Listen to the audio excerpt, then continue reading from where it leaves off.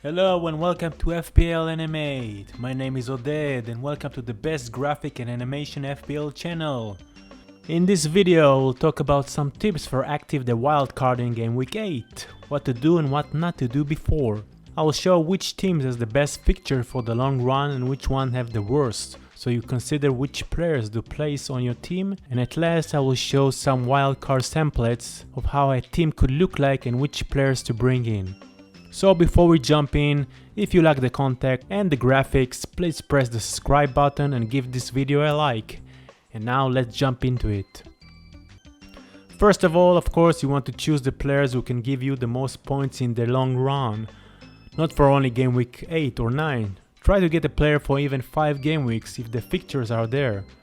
So check the fixtures of each team and see who got the best fixtures run from game week 8 forward and assemble your players around that. As I said just now, players for the long run will help you keep a stable team that you don't need to make a lot of changes every game week. And try to choose players from defense who doesn't clash with your attacking players. And choose in which players you want to invest more. Some will go with 5 strong defenders cause they may get a lot of points, combining clean sheet and maybe a return on the way. Some will want 4 or 5 strong midfielders cause they enjoy both worlds, clean sheet and more for goals or assists. And some will focus on keeping their striker strong and go with the hat-trick. Everyone play a different game, but it's always good to balance between your defense and offense. A lot of players right now play for their country all over the world. Some players will probably won't play in game week 8, referring to the South American players who have a game on the 15th, one day before game week 8 start. It's not official, but they might miss game week 8. Also need to follow the players you want for your team. Did they play? For how long? How many games and will they be fit to game week 8?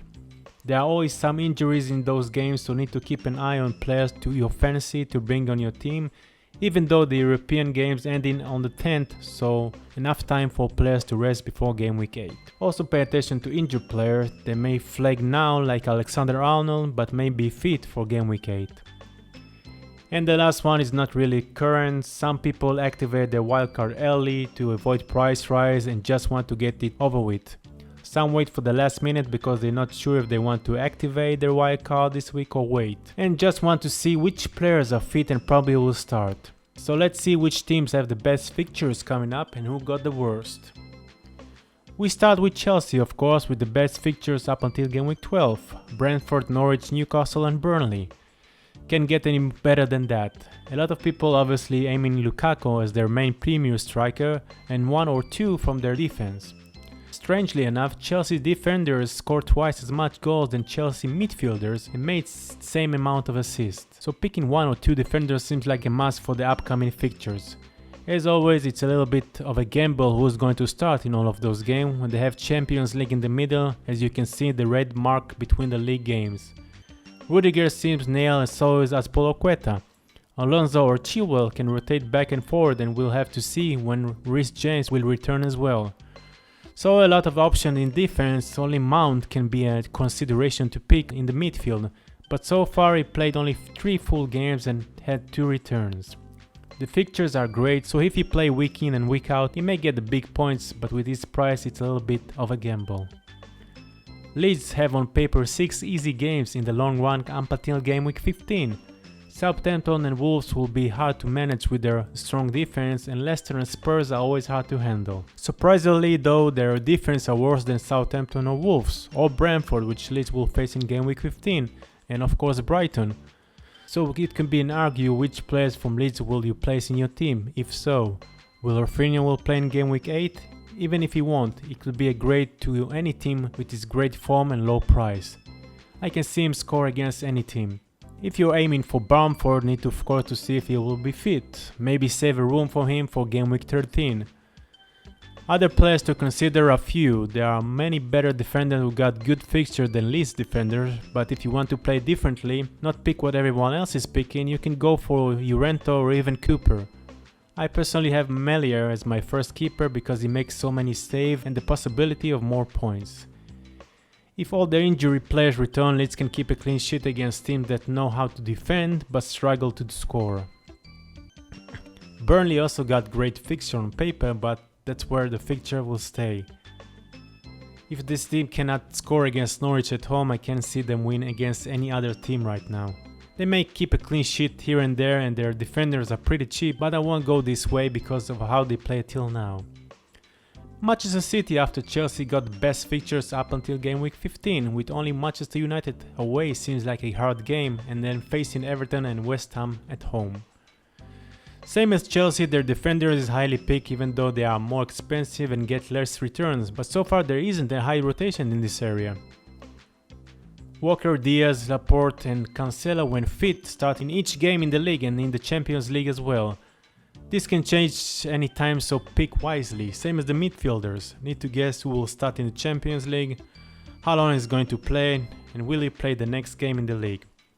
Because Manchester City and Chelsea got easy fixtures in game week 9, I won't be surprised if some of the players who don't get many minutes so far will play. Also for Chelsea in game week 11, so be aware.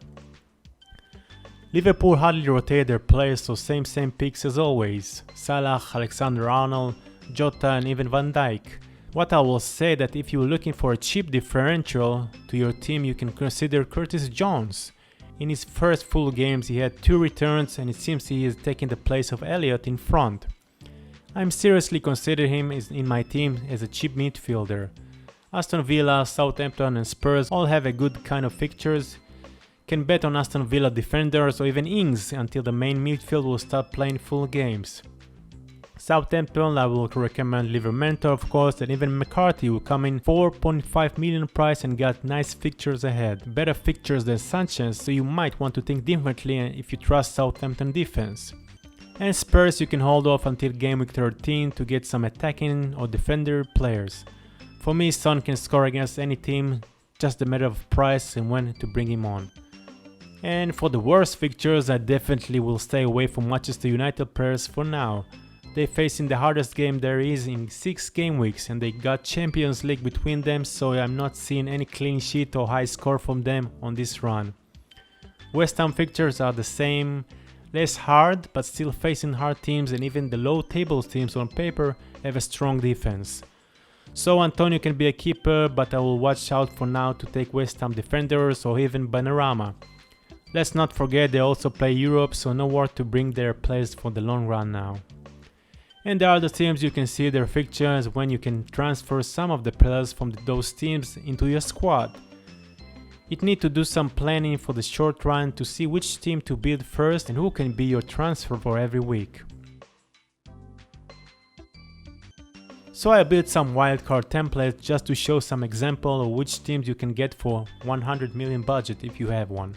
So the first team is Team Chelsea with 2 nails defenders so far and Lukaku.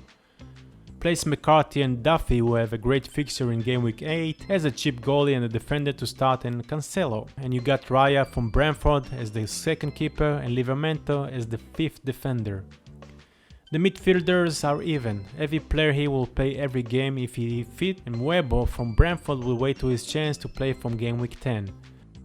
Second one is the Manchester City template. You can go to the same with the 2 defenders and a midfielder. I choose for this team to go with only 1 defender, the most attacking one, place De Bruyne who is now fit and getting in shape with Grealish. Cause chances are Manchester City going to score a lot in the next 3 games, and the 3 of them and Diaz of course seem the most nail for the league as well.